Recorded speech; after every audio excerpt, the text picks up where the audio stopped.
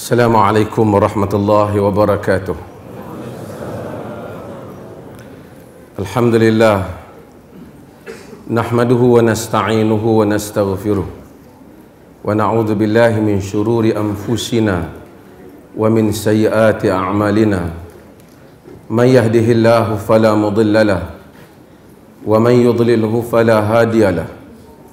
Asyhadu an la ilaha illallah wahdahu la syarika lahu wa asyhadu anna Muhammadan abduhu wa rasuluh, amma ba'd.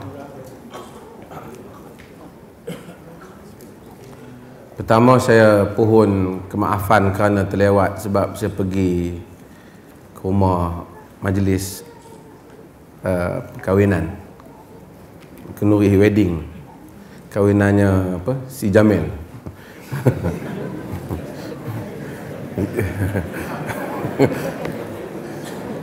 Jamil tu bukan saya lah. Walaupun tipah tak kenal. Sebab dia asyik main mahjong.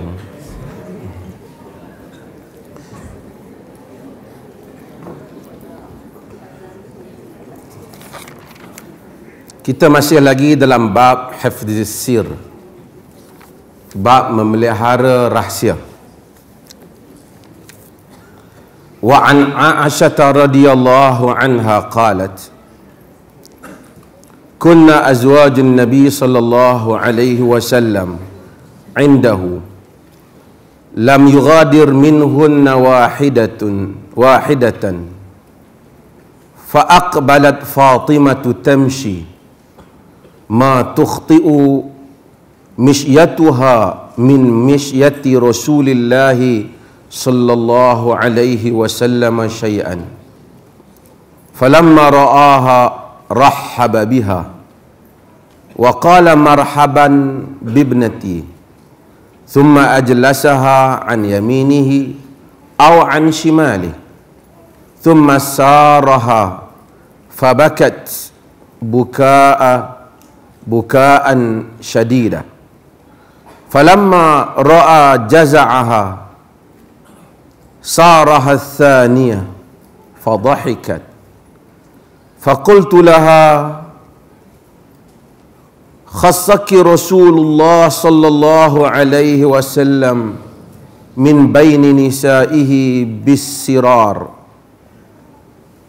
thumma anti tabkin falamma qama Rasulullah sallallahu alaihi wasallam sa'altuha ma qala laki Rasulullah sallallahu alaihi wasallam qalat ma kuntu afshi ala Rasulillah sallallahu alaihi wasallam sirrah falamma tuwfiya Rasulullah sallallahu alaihi wasallam qultu azamtu alayki bima li alayki minal haqq lamma haddathtini ma qala laki Rasulullah sallallahu alaihi wasallam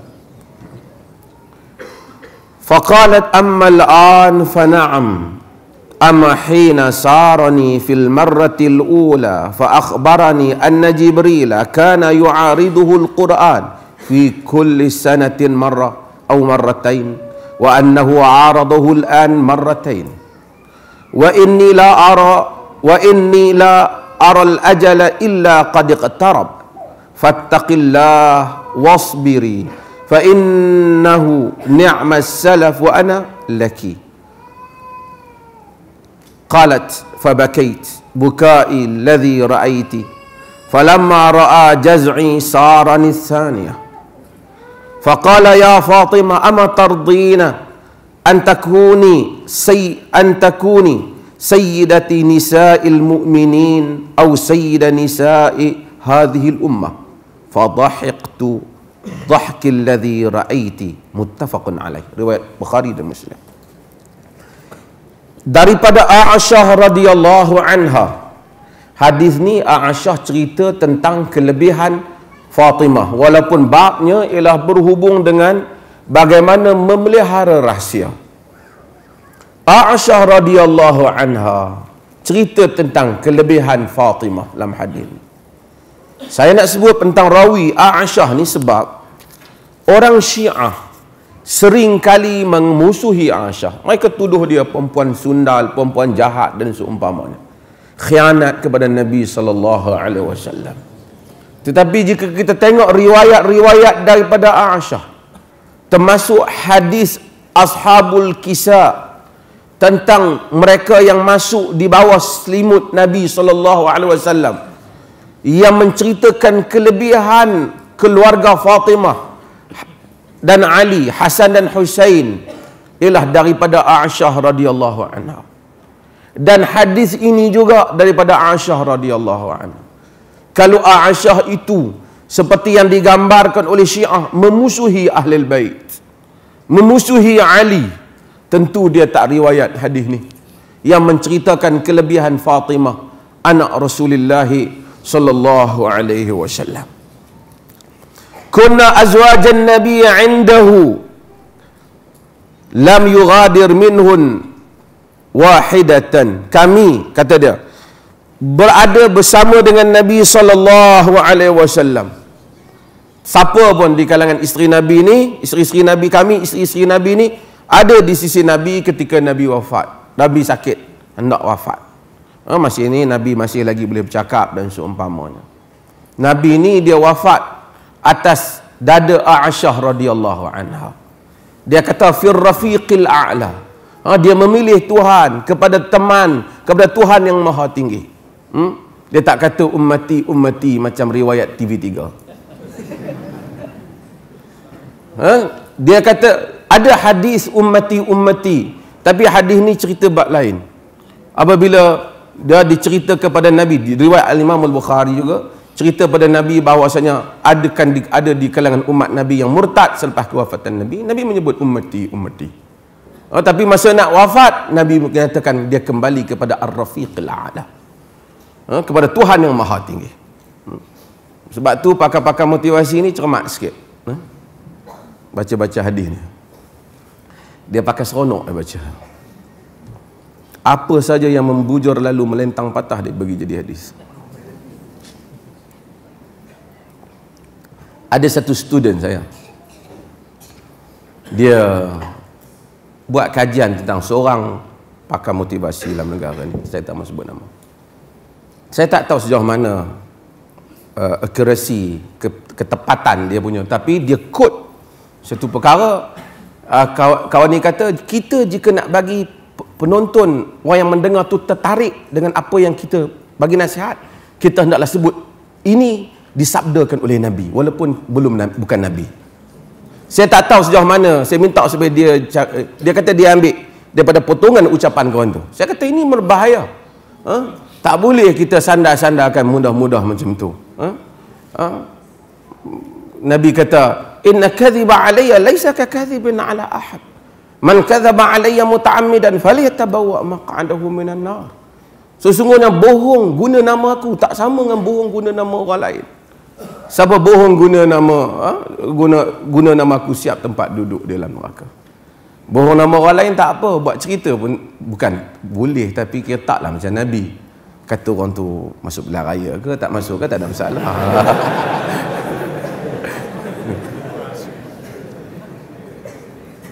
Semua orang sibuk duk tanya pasal pilihan raya. Nak jumpa orang bersegan.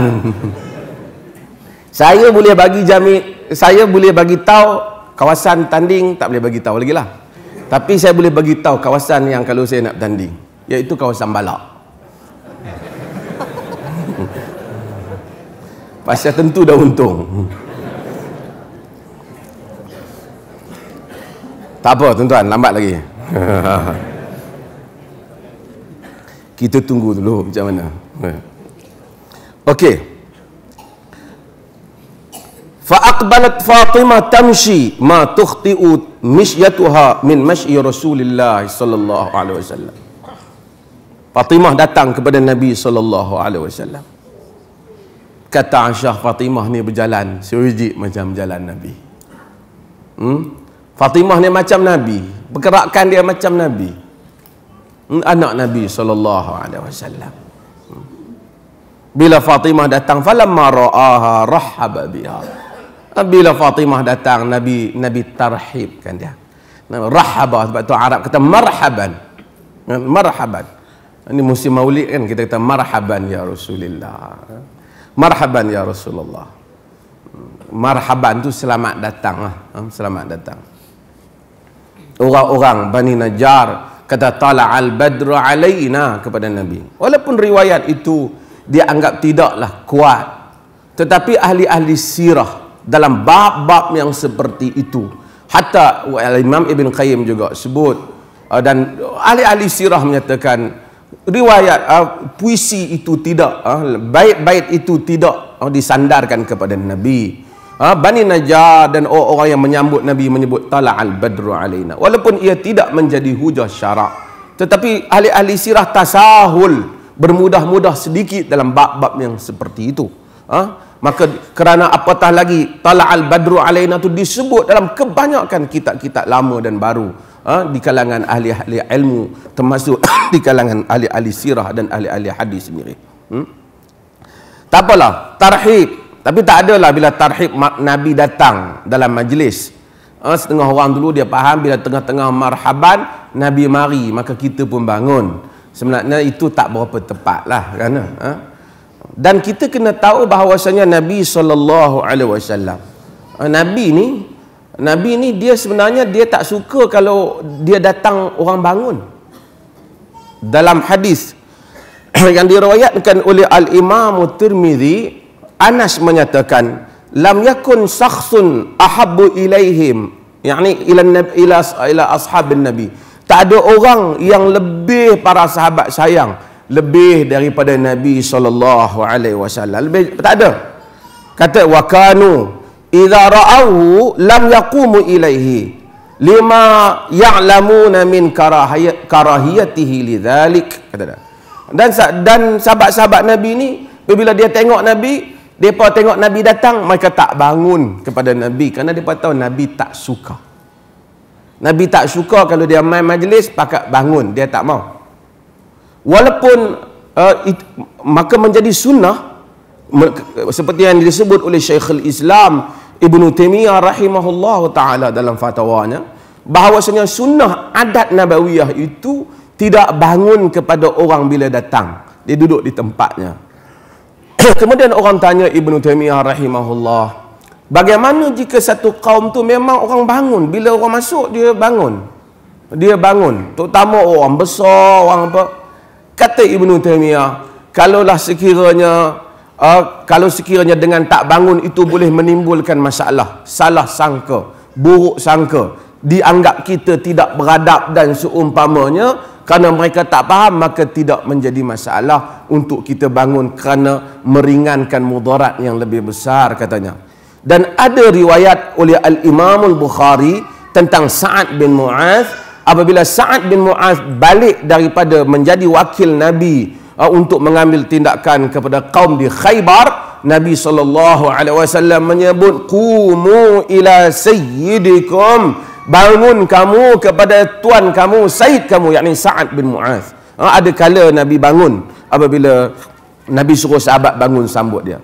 Dan Fatimah ni juga dalam riwayat-riwayat yang lain, Nabi kadang-kadang bila tengok orang lain dia tak bangun, tapi bila tengok Fatimah ni dia bangun. Dia sayang kat anak dia ni. Sebab tu bahkan Nabi ni sayang kat cucu dia.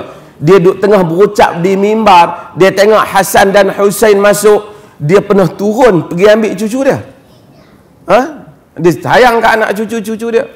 Sebab itu apabila Al-Husain bin Ali yang dibunuh di Karbala, Karbala di Iraq, kata Karbala, Karab dan Bala, Karab wa Bala.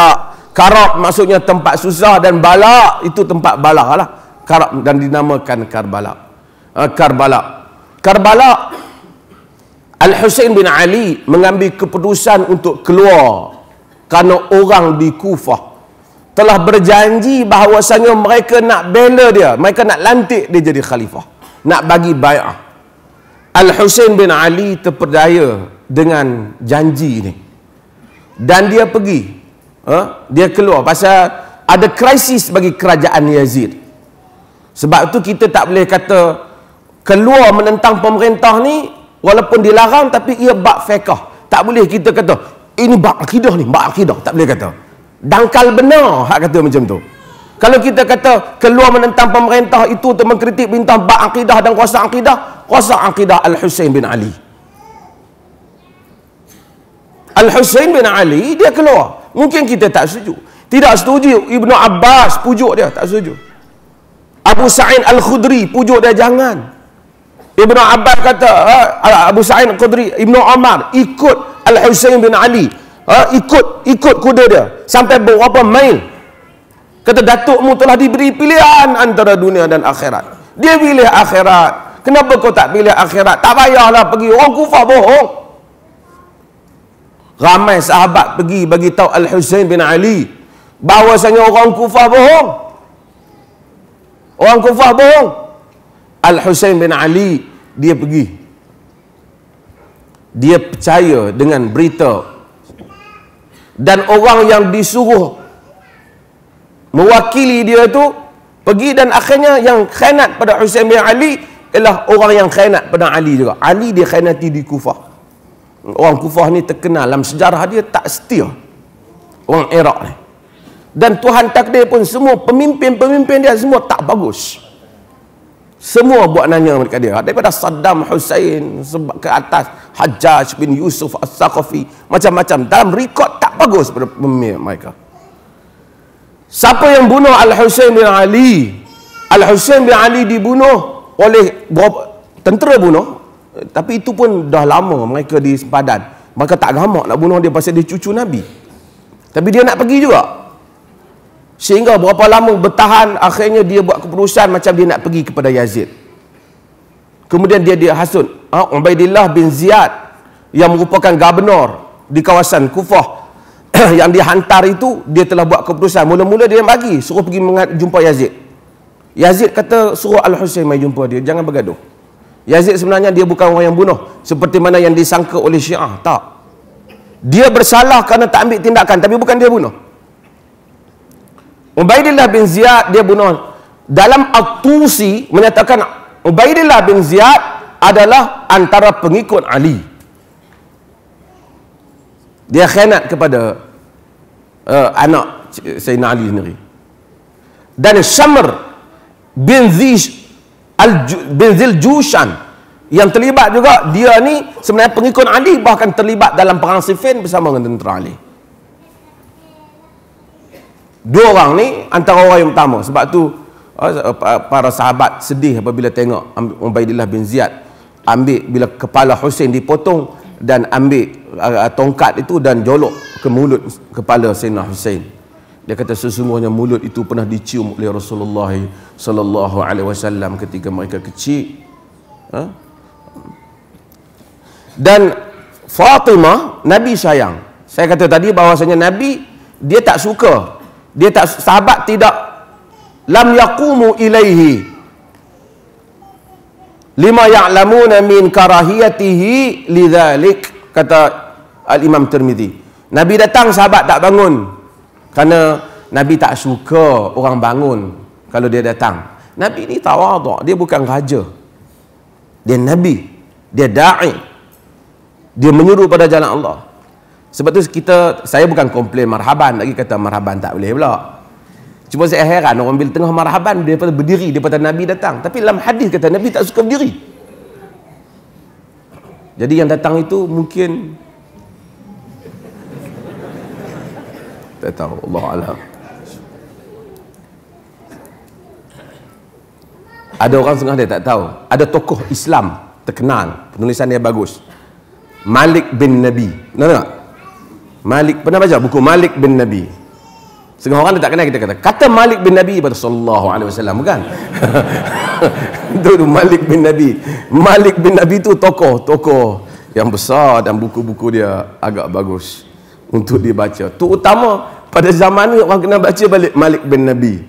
Gerakan Islam kena kembali melihat apa yang Malik bin Nabi kata apabila mereka melihat kegagalan mereka di Mesir dan beberapa tempat lagi, yang menandakan bahawasanya proses untuk membaiki pemerintahan, menjatuhkan pemerintahan itu mudah, tapi untuk mengendalikan sebuah pemerintahan memerlukan satu kecekapan yang sebenarnya tidak semudah menjatuhkannya. Dan itu yang berlaku pada Mursi di Mesir. Falamma ra'ah rahaba biha, bila Nabi tengok Fatimah, Nabi tarhibkan Fatimah. Ni Nabi, ayah dia sayang kepada anak. Dan ini satu benda ada beberapa perkara dalam syarak Islam. Kita kena tahu sekarang kalau bapa sayang anak perempuan normal. Tapi Nabi berada pada satu zaman yang mana anak perempuan tidak dialu-alukan. Tapi bila Nabi tarhib anak perempuan, sayang anak perempuan, inilah tabiat agama. Bapa Muslim sayang keluarga dia. Kalau bapa jumpa anak, balik dah kau. Tak sunnah dia. Jadi dia mesti ada nilai. Anak rasa seronok dengan kehadiran bapa dia. Dan dulu saya selalu sebut, kadang-kadang ibu jadi punca. Dia anak masalah, dia kata, bapa kau balik, kau jaga. Jadi anak selalu kata, bapa aku yang trouble sebenarnya, mak tak apa. Dia melahirkan permusuhan dengan bapa dia. Tak betul tu. Jangan, kalau nak marah, kita marah lah. Pasal apa duk kaitkan dengan suami kita. Jadi anak, mak okey, bapa tak guna. Kita nanyakan suami kita. Kita ugut dia. Bapa pula balik jenis tak senyum. Jumpa anak, gimana pula tu? Ada Nabi tarhib anak, suka sembang, bergurau. Jadi itu sunnah, bukan sunnah tapi kunutnya. Itu sunnah Nabi dalam kehidupan baginda sallallahu alaihi wasallam. Kita dalam, terutama pada zaman ini, Malaysia ni okey. Dunia Arab kadang-kadang macam anak perempuan ni tak dialu-alukan, macam jahiliah tu ada lagi. Ini krisis yang disebut oleh media berhubung dengan apa yang berlaku di Mahkamah Arab Saudi. Saya tak tahu, tidak ada jawapan daripada mereka di peringkat antarabangsa ataupun saya terlepas pandang berhubung dengan seorang preacher ataupun seorang guru agama yang rogol satu orang budak 5 tahun dan bunuh juga mati. Dan dia hanya dikenakan beberapa bulan penjara dan kemudian hanya dibayar diat saja, compensation saja disuruh dibayar dan dilepaskan. Dan orang kritik dan keluarga dikritik, berlaku demonstrasi di Saudi kerana antara benda yang pelik, di samping benda bagus adalah, Saudi ni banyaklah yang bagusnya, bukan saya nak kata tak bagus, tapi undang-undang ini sebahagian seperti undang-undang jika suami bunuh isteri tidak dibunuh balas kerana nyawa perempuan tak sama nilai dengan nyawa lelaki. Undang-undang ini mendapat kritikan antarabangsa, walaupun itu sebenarnya memang ada pandangan di kalangan para fuqaha. Mengapa kita pilih pandangan yang seperti itu? Semua nyawa adalah sama. Tak sama diat itu bukan bererti tak sama nilai nyawa, tapi tak sama kerugian dari segi pekerjaan. Pada zaman itu, bila mati lelaki berarti mati ketua rumah yang orang nak cari, belanja sumber jadi susah, maka diat dia tinggi. Bukan kerana nyawa dia itu, lawan lelaki lebih berharga pada nyawa perempuan. Nyawa tidak boleh dibayar walaupun dengan harga runtuhnya Kaabah. Tapi pemikiran yang seperti ini, bila muncul, saya kritik benda ni. Sebab itu kita tak boleh semua benda. Kita nak sunnah Nabi. Sunnah Nabi apa yang Nabi sebut. Solat Nabi apa yang Nabi sebut. Tapi tafsiran-tafsiran yang dikepalai oleh satu kelompok manusia, sekalipun mereka menamakan diri mereka salafi, mereka ketafsiran-tafsiran ini yang kita lihat tidak memenuhi maqasidus syarak, tidak memenuhi ruh syariat, the spirit of syariat. Tafsiran-tafsiran yang tidak memenuhi apa yang dikehendaki, the purpose behind the rulings, kaedah ataupun tujuan di sebalik hukum Allah Azza wa Jal, patut dilakukan i'adatun nazar, patut dilakukan, dikembalikan berfikir semula tentang pandangan-pandangan seperti ini. Ada orang kat Malaysia ni macam apa saja meraih daripada Saudi semuanya okey. Tak boleh. Kalau ulama Saudi kata tak boleh kritik pemerintah, rosak akidah, dia pun ulang balik. Kita kata akidah bab apa? Berapa ramai sahabat yang bangun kritik?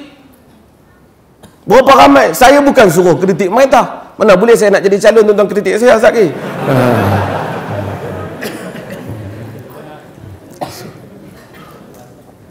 Tapi saya sebut bahawasanya telah di dalam Islam ada tokoh yang hebat seperti Abu Bakar Siddiq. Siapa di kalangan umat ditimbang semua iman umat tidak sama dengan iman Abu Bakar Siddiq.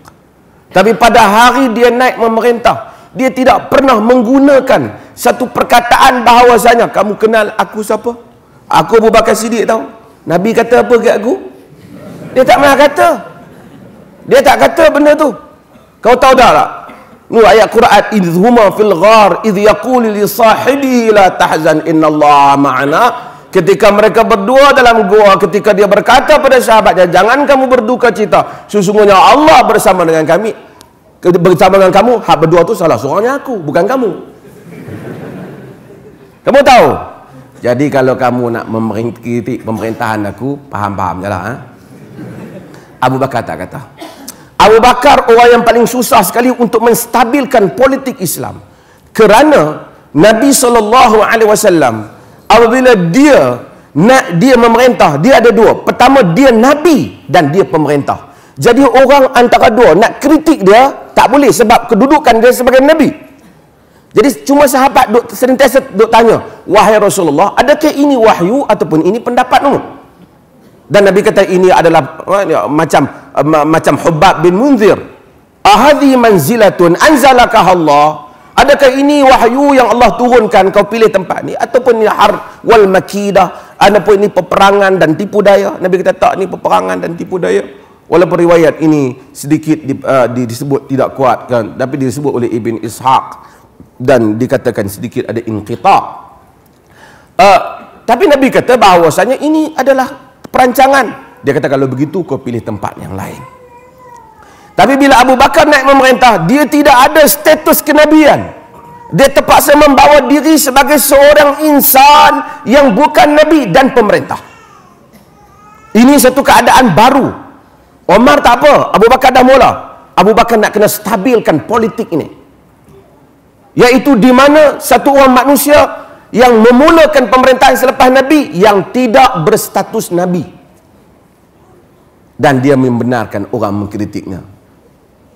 In ata'tullaha wa rasulahu fa'inuni. Jika aku taat Allah dan Rasulnya, tolong aku.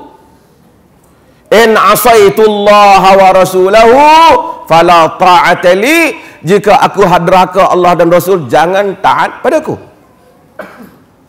Dia stabilkan premis ini dalam pengurusan pemikiran siasah ahli sunnati wal jamaah. Dia tak kata, kalau kamu tengok tak setuju dengan aku, fikirlah sikit, kamu siapa, aku siapa. Ataupun aku, tadi dia tak katalah aku Habib ke apa. Sekejap lagi kita pergi ke Habib. Jadi datang Omar juga sama. Omar lalu satu jalan, kata Nabi, salaka syaitan fajjan akhar. Syaitan lalu orang lain. Omar tak naik merintah, Assalamualaikum warahmatullahi. Agak-agak kenal saya. Saya lah Sayyidina Umar bin Khattab. Banyak hadis tentang kelebihan saya. Saya akan jadi pemerintah. Siapa yang nak kritik itu faham-faham lah. Kalau kritik saya, rosak akidah. Dia sebab hak kaki kipas tu tak ada. Umar tak kata, in ra'aitumuni i'wijajan faqawwimuni. Pada hari yang pertama, jika kamu tengok aku menyeleweng, betulkan aku. Islam tak ada konsep wilayatul faqih seperti yang Khumaini kempen bahawasanya di mana faqih mewakili Mahdi, yang mana tidak boleh dikritik faqih seperti tidak dikritik Mahdi. Sehinggalah kita tengok sebahagian puak masuk ke dalam negara ini menyatakan mengkritik pemerintah masalah akidah dan menggunakan nama sunnah, perkara yang tidak dikenali oleh salaf ummah. Dan orang bangun mengkritik Abu Bakar dan Umar dan seumpamanya. Patut mereka lah. Hari ini kalau orang kutuk Abu Bakar dan Umar, kita kata masalah akidah. Sahabat kritik dia kerana pemerintahan, bukan kerana kelebihan dia. Sahabat tak petikai dia mulia di sisi Rasulullah, tapi bertanya tentang pengurusannya. pengurusan yang dia uruskan. Demikian mereka tanya Uthman. Demikian mereka tanya Ali. Dan ini adalah perkara yang kita kena faham yang ada di dalam agama ini. Nabi SAW marhab di Fatimah ada kedudukan dia. Nanti kita akan cerita balik tentang Fatimah dan peranannya. Marhaban bibnati. Kemudian dia meletakkan summa ajlasaha an yaminihi aw an shimali. Kemudian dia panggil Fatimah duduk belah kanan dia atau belah kiri. Rawi jujur. Rawi tak ingat. Fatimah duduk belah kanan ke belah kiri? Dia kata sama ada dia belah kanan atau belah kiri. Dia tak kata tak kisahlah belah kanan belah kiri. Tapi dia jujur. Sebab tu kita akan tengok dalam hadis au berarti rawi asyak min rawi. Syak daripada rawi. Rawi syak. Macam Osman masuk, bila sahabat Abu Bakar masuk, Omar masuk, dia kata Nabi fakashafa saqaihi au fakhizaihi. Nabi singkap paha dia ataupun lutut dia ataupun paha dia.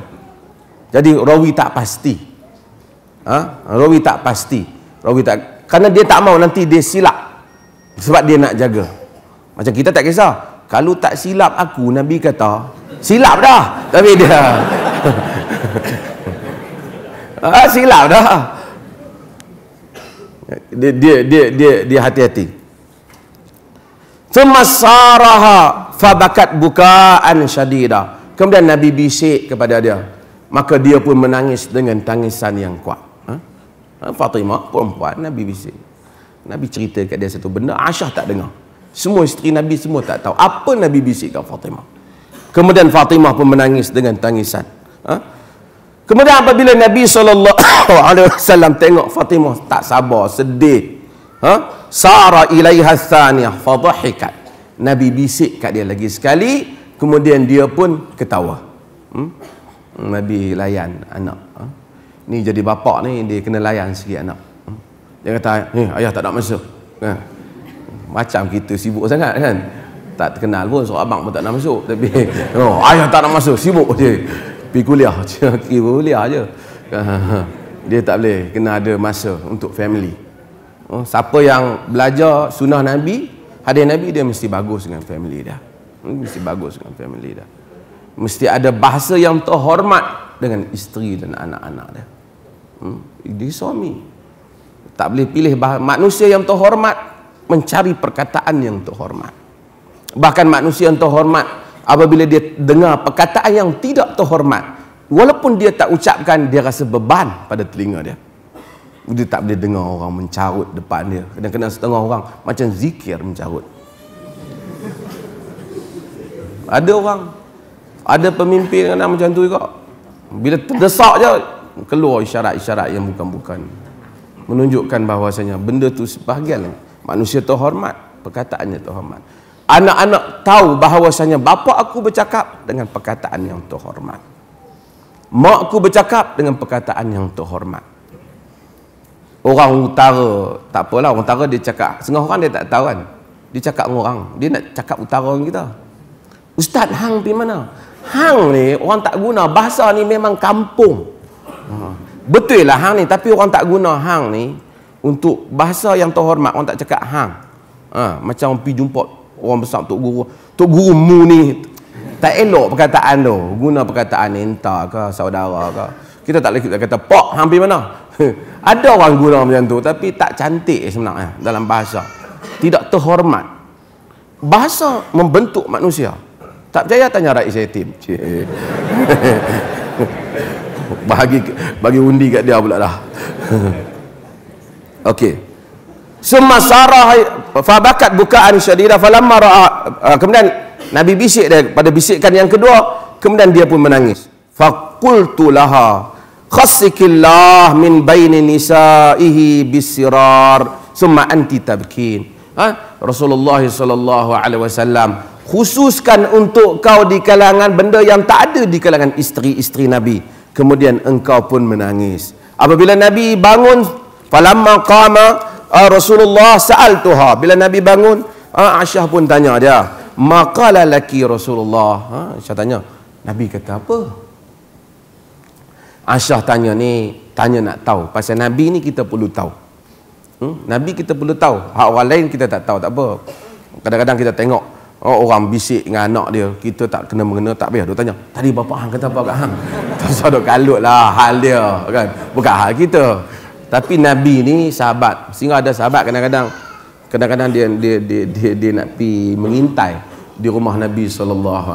Nabi kata kalau tak aku tikam mata kau. Ya. Nabi kata innamal idh min ajlil basar. Sesungguhnya izin disebabkan mata. Sebab tu orang terhormat ni, kita nak pergi rumah orang, kita bukan boleh setengah orang ketuk rumah orang tak ada, dia duduk tengok cermin, kok tingkap ada tak, kata tak boleh tu. Ada manusia macam tu, tak boleh tengok tingkap. Kadang-kadang orang ada aktiviti apa kan, mana boleh. Itu dalam rumah dia punya hal lah. Kita kata dah aku tengok ketuk kau tak angkat, kau tak buka, aku tengok kau tingkap lah. Tak boleh, salah syara'an salah, dari segi syarak salah.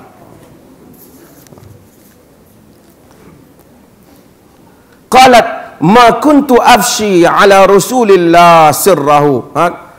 Aku tidak akan menceritakan sir ataupun menceritakan rahsia Rasulullah sallallahu alaihi wasallam. Fatimah tanya, Aisyah tanya apa dia? Aku tak mau cerita, ni rahsia. Maksudnya kalau Nabi nak benarkan kau orang tahu, Nabi cakap terang-terang. Ni dah Nabi cakap perlahan kat telinga aku nak bagi tahu apa? Dia tak suka kau orang tahu lah. Jadi dia bagi khas untuk Fatimah. Nabi tak ada. Nabi tak ada benda yang kepentingan awam, Nabi hanya bagi tahu kat seorang. Benda hak Nabi bagi tahu kat Fatimah berkaitan dengan diri Fatimah. Kalau tak ada aku Nabi bagi tahu kifiat solat sekian-sekian, khasiat zikir sekian-sekian, hang seorang tahu, orang lain jangan abang. Nabi tak buat kerja macam tu. Macam gen baru je dapat tauliah juga banyak. Nabi tak akan buat benda macam tu.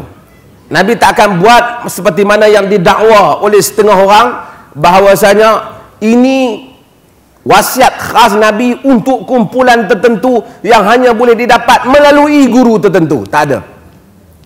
Kerja ni Nabi tak buat. Nabi sebab tu di kalangan ahlul kalam, ilmu kalam sebut sifat Nabi antaranya tabligh. Nabi menyampaikan. Nabi bukan katman, Nabi bukan menyembunyikan. Dia sampaikan. Dia tak mungkin. Ni kita nak kena tahu juga. Nabi tak mungkin buat hal ni. Dan kemudian kita kadang-kadang dia kata, jom kita pergi mengaji kat guru ni, dia ada ilmu ni, hadis ni, zikir-zikir yang orang lain semua tak ada. Tak mungkin. Kita tanya orang tak ada. Kalau dia kata ni sendirian berhad, dia punya, mungkin. Okey, dia boleh dakwah. Tapi kifiat, khasiat, kelebihan hanya apa yang datang daripada Nabi SAW. Dalam nak zikir, orang boleh sebut nama Allah dengan apa yang dia mahu, dari mana tak syirik. Tapi untuk mendakwa kelebihan pada lafaz-lafaz tertentu, hendaklah berdasarkan wahyu, sama ada Quran ataupun sunnah Nabi SAW. Falamma tufiya Rasulullah qultu azamtu alayki bima li alayki minal haqq. Bila Nabi SAW wafat, Aisyah kata aku berkata, yakni Aisyah kata, aku berazam, aku minta, aku tuntut kepada engkau dengan hak yang kau mesti tunaikan kepadaku. Hak apa? Dia ibu. Aisyah adalah ibu. Ibu kepada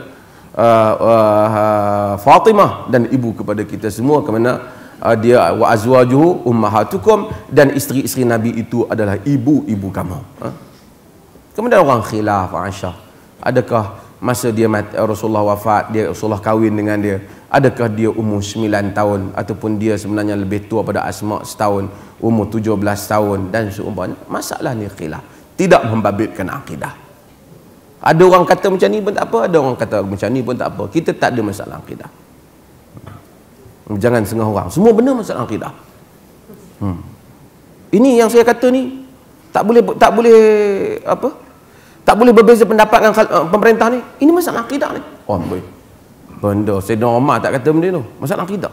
Bukan masalah akidah ni, maksud benda yang rosak akidah. rosak kepercayaan, i'tiqad kepada Allah Azza wa Jalla. Benda tu bukan i'tiqad. Benda tu bukan i'tiqad yang terbabit dengan Quran dan Sunnah. Benda tu terbabit dengan masalah. Ada orang nak bela, kata Aisyah ni tak mungkin Nabi kahwin dia masa dia budak-budak. Tak apalah. Tapi ulama-ulama yang kata masa 9 tahun, 9 tahun Arab ni dia bukan 9 tahun Melayu. Masa tu.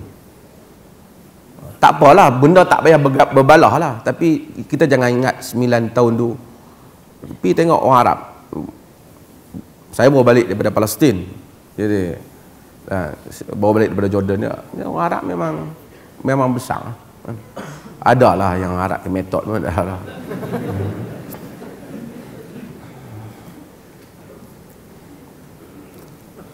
Kata Aisyah, aku tuntut engkau untuk cerita kepada aku di atas hak aku sebagai ibu. Begitu maksudnya. Lama haddathini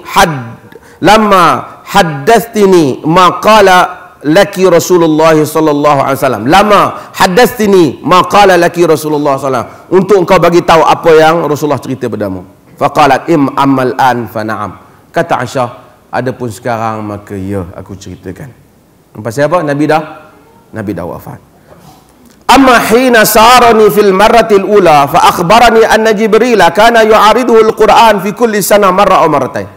Kata dia, yang pertama masa Nabi bisik, Nabi bagi tahu Jibril biasanya dia membentangkan kepadaku, yu'ariduhu, membentang. Kata ulama hadis macam Jibril bentang Quran, Nabi dengar, kemudian Nabi baca, Jibril dengar. Supaya nak pastikan bahawasanya apa yang turun tu dapat kepada Nabi sallallahu alaihi wasallam. Setahun sekali. Adapun sekarang Jibril bentangkan ataupun dia bentangkan 2 kali, tapi kali ini aku tengok dia bentang 2 kali. Dan aku tak berpendapat melainkan ajalku telah hampir. Ajalku telah hampir. Quran ni dia turun bukan macam ni. Dia bukan turun mula-mula turun Fatihah, lepas tu turun apa? Al-Baqarah. Tak. Dia turun dalam ayat-ayat yang berbeza. Bila ayat yang akhir turun, Jibril akan kata, ij'al hadha fi makani kadha fi ayatil kadha ba'da ayatil kadha qabla ayatil kadha, macam tu. Jadikan ayat ini pada ayat selepas ayat ini, sebelum ayat ini, pada ayat. Jibril akan bagi tahu di mana ayat-ayat itu nak diletakkan. Jadi Jibril akan bagi tahu. Sebab tu bila Jibril bentang tu, maksudnya dia akan atur balik di mana sebenarnya aturan Quran tu. Jangan kita sangka mula-mula turun Fatihah, lepas tu last sekali turun An-Nas. Tak. Itu yang Jibril bentang. Bila dah turun semua, Jibril baca balik bagaimana susunan dia. Sebab itu ada bab di dalam ilmu tafsir, dia panggil bab munasabat. Al-munasabat. Munasabat diperkenalkan, mula diperkatakan mengenainya barangkali oleh Al-Hakim An-Naisaburi, kemudian diikuti oleh tokoh-tokoh yang lain. Kenapa ayat ini berada pada ayat ini sebelum ayat ini dan selepas ayat ini? Kenapa? Apa hikmahnya? Ulama-ulama tafsir meluaskan bab ini. Fakhrul Razi dalam Mafatihul Ghaib antara orang yang membahaskan bab ini. Umpamanya dia munasabat bainas suwar, munasabat bainal ayat, dia panggil. Kenapa mula-mula Fatihah dan kemudian Al-Baqarah? Kenapa tidak Fatihah kemudian Ali Imran? Kenapa? Sebab hikmah pada susunan itu ada satu bab yang dibahaskan oleh ulama tafsir. Kenapa mula-mula ihdinas siratal mustaqim? Kemudian kenapa susunannya begitu? Umpamanya, tak apa, yang Fatihah tu memang dia turun serentak, tapi ada ayat-ayat yang diturun tidak serentak. Kenapa ayat ini diletakkan selepas ayat ini umpamanya? Apa hikmahnya? Dibahaskan di nama munasabat baina al-ayat, kemunasabahan di antara ayat-ayat. Dulu banyak ulama-ulama, ada ulama yang bahaskan ni. Bagi yang pelajar-pelajar universiti, mungkin yang akhir antara yang tulis ialah Dr. Wahbah Zuhaili. Apabila dia tulis Tafsirul Munir, kita akan dia letak di depan tu munasabat, al-munasabatul ayat, munasabatul suwar. Dia antara orang yang mempraktiskan balik yang disebut. Ini ijtihad lah, bukan confirm, ijtihad mereka. Okey. Kata Nabi, bila Jibril datang bagi 2 kali, aku rasa nyawa aku dah dekat. Ni Nabi kata. Dan kita ingat, sebab tu Sayyidina Umar ambil Ibnu Abbas menjadi ahli majlis syura dah. Ahli majlis syura. Walaupun Ibnu Abbas masih kecil, kerana dia faham di sebalik ayat, di dalam ilmu kerohanian ada bab disebut sebagai, dalam tafsir dia, at-tafsirul al-isyari, tafsir macam spiritual punya tafsir. Dia tafsir macam benda tak sebut tapi dia faham. Benda ni kena hati-hati, bukan semua orang. Kadang-kadang dia jadi hulu sikit, jadi melampau. Kadang-kadang melampau tu jadi ayah pin. Dia jadi ayah pin. Kalau dia tak melampau, dia duduk pada batas yang munasabah. Bila Sayyidina Umar bawa Ibnu Abbas masuk dalam majlis dia, dan dia tanya, orang lain kata, apa bawa budak muda ni, dan orang lain ada lagi anak-anak, orang lain anak-anak kami pun ada sama umur dengan dia, ni kita ahli-ahli Badar yang patutnya, tak patut Ibnu Abbas masuk dalam ahli mesyuarat. Jadi Umar bin Khattab tanya mereka tentang idza jaa nasrullahi wal fath wa ra'aitan nas yadkhuluna fi dinillahi afwaja. Sahabat pun kata, oh maksudnya bila dah Islam menang, orang pun, Nabi buka kota Mekah, orang pun masuk Islam berbondong-bondong. Dia tanya Ibnu Abbas, apa pentafsiranmu wahai Ibnu Abbas? Ibnu Abbas kata, ayat ni tanda bahawasanya Nabi akan wafat. Sebab bila dah menang, habis dah tugasan Nabi dan dia akan wafat. Dia macam isyari, dia macam apa yang dipaham di sebalik simbolik ayat. Saya kata Sayyidina Umar sebab tu aku lantik dia ada pengetahuan yang lain daripada kamu.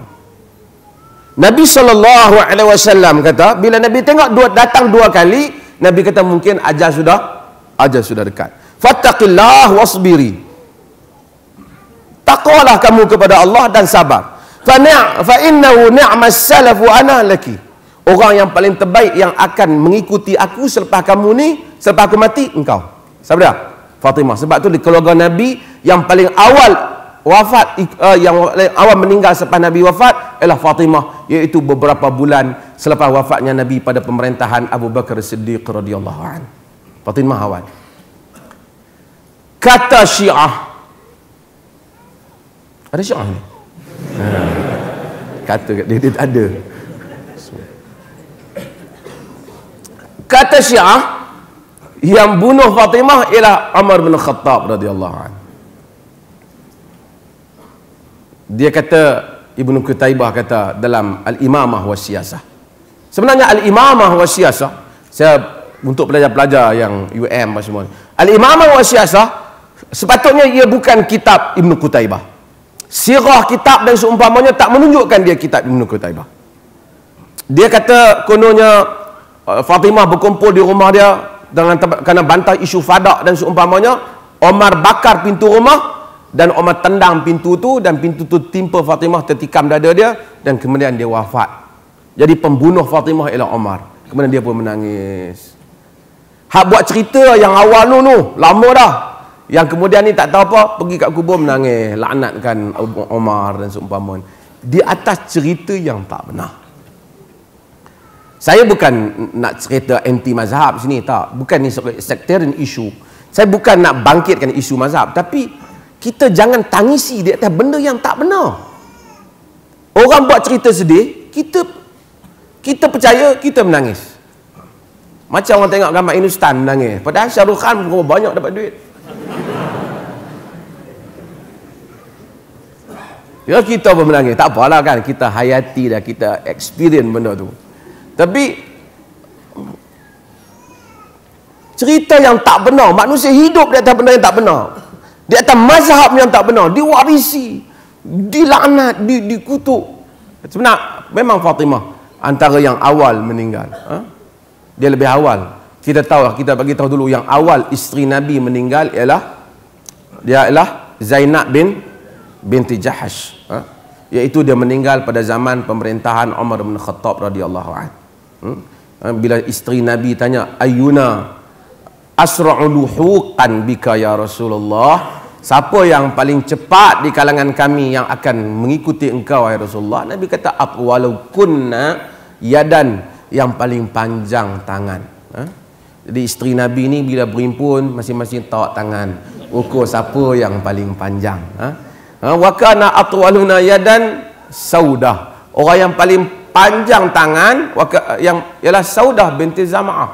Sehingga dalam riwayat Bukhari, walaupun ada waham dalam riwayat itu, walaupun orang khilaf waham datang daripada siapa, tapi waham berlaku dalam riwayat Bukhari, dia kata Saudah lah yang akan mengikuti Nabi yang paling awal. Saudah memang tangan panjang bila diukur, tak di dinding memang panjang. Tapi yang meninggal yang paling awal ialah Zainab binti Jahash. Kerana maksud atwalukum yadan, maksud yang paling suka menderma. Dan Zainab binti Jahash, dia ada industri kecil di rumah dia. Dia jahit kasut, dia jahit baju, dan dia jual, dan dia ambil duit tu dan dia derma. Itu tabiat Zainab, isteri Nabi SAW. Nabi ada isteri banyak. Ni sebab bab kata orang apa? Wong Solo. Banyak isteri murah rezeki. Saya tahu Kak Yati tak setuju, tapi saya kata artinya Zainab di kalangan isteri Zainab, tapi yang awal di kalangan kaum keluarga Nabi dan semua orang yang Nabi sayang ialah Fatimah radhiyallahu. Fabakaitu buka'il ladzi ra'aiti, dan aku pun menangis dengan tangisan yang kau lihat. Falamma ra'a jaz'i sara nisaniya, apabila Nabi tengok aku sedih, sebab Nabi SAW bisik untuk kali yang kedua. Kata dia, ya Fatimah, ama tardaina an takuni sayyidan nisa'i al-mu'minin, sayyidan nisa'il mu'minin. Mau tak Fatimah engkau jadi ketua wanita-wanita yang beriman? Nabi kata ni wahyu, maksud Nabi tabalkan dia. Au sayyidan nisa hadhil ummah, ketua wanita bagi umat ni. Ini ada orang kata jadi Fatimah ni ketua wanita bagi umat ni. Maryam antara nisaul alamin, ketua nisa Fatimah dan Maryam yang mana diangkat oleh Allah Azza wa Jalla. Fatimah ada kelebihannya. Kelebihan Fatimah, dia anak Nabi, dia salihah. Kerana dia salihah, bukan kerana dia keturunan Nabi. Banyak orang keturunan Nabi. Tuan-tuan, ini isu keturunan ni kita kena sebut sikit lah. Saya suka Habib-Habib ni, tapi saya nak sebut kepada Habib-Habib, welcome to the country. Pasal dia orang datang daripada, dia ada beberapa fenomena yang kita kena bahas secara adil dalam hal. Pertama, kita hormat keluarga Nabi SAW. Ini kita tak selisih. Kalau kita sayang kat kawan kita, bila kawan kita tak ada, tentu kita sayang juga ke anak dia. Ini kan kita sayang kat Nabi, takkan kita tak sayang kepada keturunan Nabi. Tapi keturunan Nabi nak dapat sayang tu, dia kena buat macam mana Nabi. Kalau dia tak macam Nabi, kita marah kat dia, tak patut kau. Bapak kau dulu orang baik, kau jadi orang jahat. Tak betul lah. Maka dia bukan soal kalau dia akhlaknya macam Nabi, keturunan pula Nabi, maka dia the best lah. Baik akhlakan wa nasaban, baik dari segi khuluqan wa nasabah, baik dari segi akhlak dan nasab, kita tak petikai. Tapi exaggeration, membesar-besarkan isu keturunan sehingga tak melihat sudut keilmuan, ini tak tepat. Untuk orang Malaysia, bukan untuk Habib, untuk orang Malaysia. Nak kira keturunan Nabi, Raja Hussein di Jordan keturunan Nabi. Anak dia Abdullah tu, anak dia keturunan Nabi. Cuma mereka tak pergi buat majlis dengan dia je lah. Keturunan Nabi. Orang-orang Syiah yang pakai serban hitam tu, mereka klaim mereka keturunan Nabi, dan dari segi titik nasab mereka buktikan mereka keturunan Nabi. Dan kita tak pelik sebab kita tahu bahawasanya dari segi titis jalur Parsi juga ada keturunan Nabi. Sebab Al-Husain bin Ali, dia berkahwin dengan salah satu daripada 3 orang anak Maharaja Parsi. Daripada itu lahirnya Al-Imam As-Sajjad Ali Zainal Abidin. Sarabanu lah. Ada orang Malaysia nama Sarabanu? Nama dia Sarabanu lah. Nama dia Sarabanu. Sarabanu tu nama Parsi dah. Dan daripada ada, kalau di atas, kalau nak bubuh nama Habib, Habib belaka dia tu. Jadi tak ada masalah. Keturunan Nabi, okey, kita sayang keturunan Nabi. Kita puji, kita sebut Allahumma salli ala Muhammad wa ala ali Muhammad. Kita puji keturunan Nabi, tak ada masalah. Mereka mulia kerana mereka keturunan Nabi dan mengikuti Nabi. Tapi bila ada orang muda, bukan salah Habib ni, orang muda mai hanya kerana keturunan Nabi, tak tahu dia ni mai daripada mana, mai daripada seberang lah apa, mai bubuh sebai kain macam ni. Kita dengar dia bercakap tak kukuh pun ilmunya. Turut bekas minum dia pakai berebut, kasut dia pakai angkat. Kalau bed angkat tak apa, mungkin dia jadi wakil calon. Jadi saya bukan fanatik, ni tak bagus. Agama dibina atas fakta. Kalau dia kukuh semua tak apa, kita tak ada masalah, boleh hormat siapa saja. Tapi keluarga bukan segala-galanya. Sebab itu bukan pendirian ahli sunnah mengangkat manusia berdasar keluarga. Kalau tidak, kita akan pergi macam Syiah. Syiah lantik kata mesti Ali, tapi ahli sunnah lantik Abu Bakar, lantik Umar, lantik Uthman, Ali datang yang keempat. Bagus hormat keluarga Nabi, tak apa. Tapi exaggeration dalam menghormati keluarga Nabi ni, kalau tak dikawal di kalangan budak-budak muda tentang Habib-Habib ni, bukan salah Habib, pandangan ini akan lajak selangkah lagi, dia pergi pada Syiah. So be careful, berhati-hati, ada batasnya. Dan kita tahu dia tak akan ambil Habib tempatan. Sebab Habib pasal dia muliakan berdasarkan diri, bukan berdasarkan akhlak. Diri itu sendiri. Jadi apa saja macam sakti benar lah, setengah orang anggap. Macam diri dia tu, personal dia tu sacred, macam suci. Jadi orang tak tahu nak bezakan. Sebab itu dia kena mai daripada seberang. Bukan saya kata semua daripada seberang tak baik, ramai juga yang baik. Mai sebab kita tak tahu dia kecil macam mana. Kalau kita kata alah hang aku tahu sekolah itu nakal, ni jadi Habib pula. Jadi tak boleh. Habib pemain tempatan tak boleh jadi. Dia kena pemain import lah masalah ni. Pasal baru kita boleh tahu.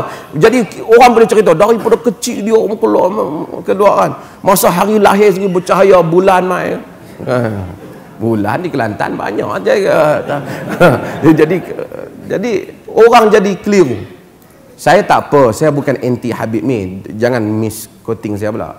Tapi kalau dia ilmu bagus, akhlak bagus, betul pula keturunan Nabi, kita memang respect lah. Kita respect. Tapi jangan main sekarang ni banyak sangat sehingga semua jadi Habib sekarang. Tapi tuan-tuan boleh jadi Habib jika mau. Tapi jadi Habibi. Ya Habibi, wahai kekasih. Jadi Arab ni dia bercinta, dia memang panggil ya Habibi. Kat kita pun kalau kawan mendengar ya Habibi, kalau perempuan ya Habibti ataupun ya Habibati. Jadi Habib jugalah. Habib tu Habib, Habibi tu kekasih. Macam gelaran ustaz yang saya bagi untuk semua boleh ambil, boleh gunakan. Sayyidun nisa'il mu'minin atau sayyidun nisa' hadhil ummah. Kemudian fadhahikat dhahkil ladzi ra'aiti, maka aku pun gelak dengan gelak yang engkau tengok. Fatimah gelak. Orang tanya Ibnu Umar, hal kana ashabu Rasulullah sallallahu alaihi wasallam yadhakun? Adakah sahabat-sahabat Nabi gelak? Kata Ibnu Umar, kanu yadhakun wal imanu fi qulubihim mithlul jabal. Mereka itu gelak ketawa tapi iman di dalam hati mereka bagaikan bukit. Kita kalau gelak lupa semua kan. Dan Fatimah dia gelak, dapat berita yang gembira, gelak. Dan tak salah dalam agama ini juga untuk orang gelak apabila dapat perkara yang baik. Wallahu taala alam. Kita buka pada sesi soalan.